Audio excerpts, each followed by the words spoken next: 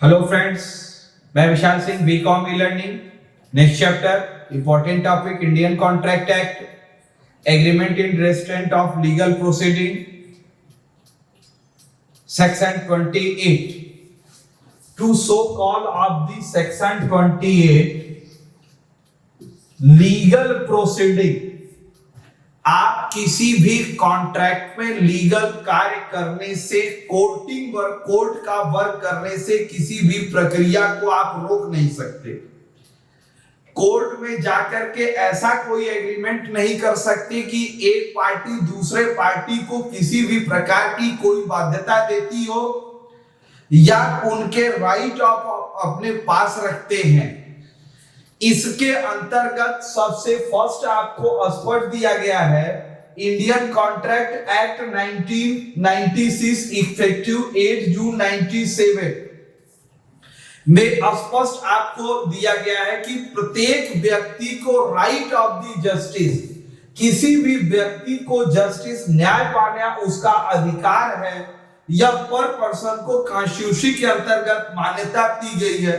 आप किसी के भी कोर्ट के जस्टिस राइट को जो वह प्राप्त करता है उस अधिकार को समाप्त करने के संबंध में आप कोई एग्रीमेंट नहीं कर सकते। For example of the agreement, mister A ने मिस्टर बी से एग्रीमेंट किया कि यदि आप ये कार्य नहीं करते हैं तो हम आपको 10,000 रुपए देते हैं। आप इसके संबंध में कोर्ट में मेरे खिलाफ आप कुछ नहीं करेंगे। तो ऐसा किया गया कॉन्ट्रैक्ट टोटल वैध होगा। किसी भी व्यक्ति को कोर्ट जाने के अधिकार को, कोर्ट की कार्य को बाधित करना, कोर्ट जाने से रोकना, उसके टाइम डिले करना, इसकी कंडीशनल हम आपको बताएंगे। ऐसे कोई कार्य यदि आप करते हैं या ऐसे कोई एग्रीमेंट करते हैं, दिस इज वैलिड एग्रीमेंट, यह टोटली व्यर्थ मानी जाएगी। आप दे सकते हैं restaurant on the usual legal proceeding an agreement provision person moving of court.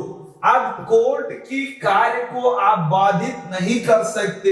Law respect any law arising from the contract is valid। अगर कोई भी कार्य वर्किंग पीरियड हो रही है तो आप उन्हें जाकर के रोकने का, अगर कोई कार्य मूविंग ऑफ दी कोर्ट्स करते हैं तो वो व्यर्थ मानी जाएगी। नेक्स्ट टॉप के लिए है restriction of the time legal action. किसी भी कंटेंट को आप करते हैं, एग्रीमेंट दो पार्टियों से हुई। For example mister A, mister x और मिस्टर वाई दो पार्टीज हैं। ए ने मिस्टर वाई को 3 लाख रुपए उधार दिए और ये कहा गया कि 3 वर्षों में मेरा पैसा आप वापस कर दीजिएगा। तो ये टाइम पीरियड क्या दी गई? 3 ईयर।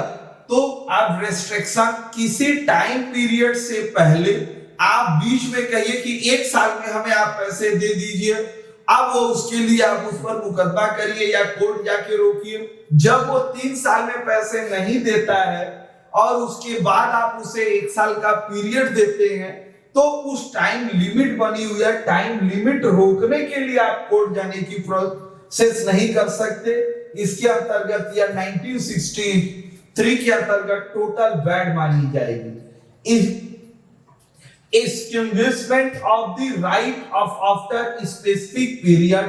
जब कोई भी दो पार्टी एग्रीमेंट करती है, अभी हमने आपको बताया एक्स एंड वाई एग्रीमेंट करता है, 3 ईयर के लिए आपको लोन दिया है, लेकिन लोन न चुकता करने की दशा में 1 साल का उन्हें हम स्पेसिफिक पीरियड दिए हैं एक्सपायरी का।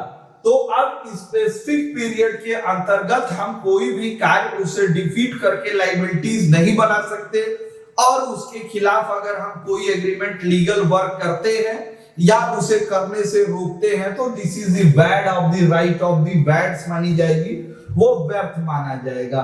Discharge defendant from the any liability expiring specific period. अगर स्पेसिफिक पीरियड समाप्त हो जाती है तो कॉन्ट्रैक्ट वैड माना जाता है, ऐसे डिस्चार्ज वैड व्यर्थ माने जाएंगे।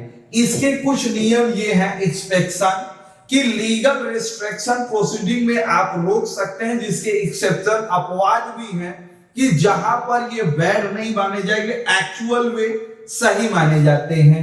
पहला फर्स्ट है an agreement to refer future dispute to arbitration.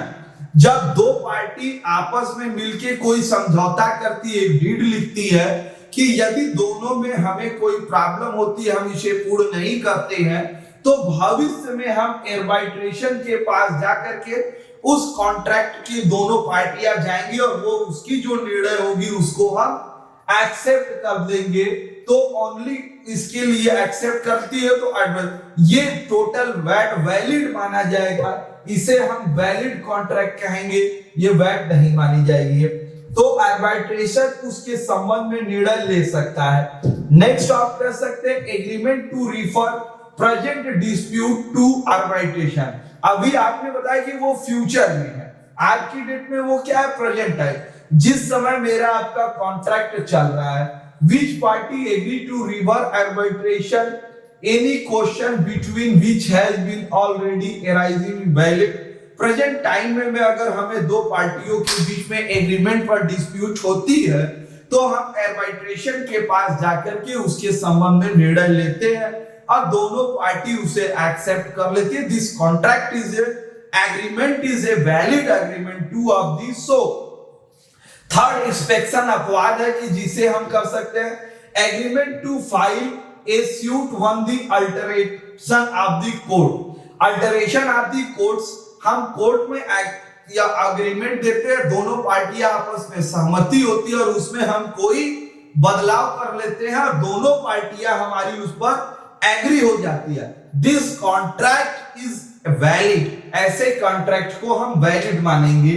तो are court which have jurisdiction try suit agreement been parties, दोनों पार्टी सहमति होती है, file court along not does not court controversy provision 6 section 28 contract act के अंतर्गत valid contract. तो आज आपने पूरी वीडियो आपने सेक्शन 28 को रेस्ट्रिक्शन लीगल प्रोसीडिंग देखा। कोई भी व्यक्ति कोर्ट की प्रक्रिया में किसी भी प्रकार की कोई बाधा करता है तो वो टोटल वैलिड एग्रीमेंट मानी जाएगी। आप अपने वी कॉम ई लर्निंग के चैनल को लाइक, सब्सक्राइब एंड शेयर करिए। कमेंट जरूर लिखिएगा कि आपको ये वीडियो कैसा लगा। Thank you.